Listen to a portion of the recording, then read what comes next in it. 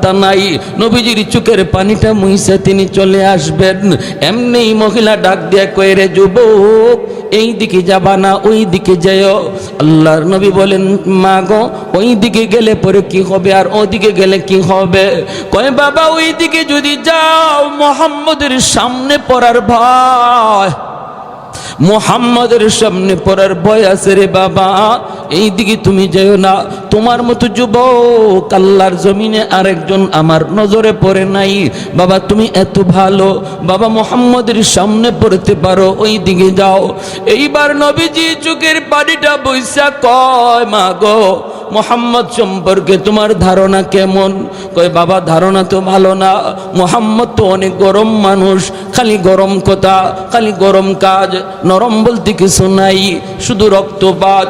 নবী তখন বলেন, মা গো, মুহাম্মদ সম্পর্কে তোমার এমন ধারণা,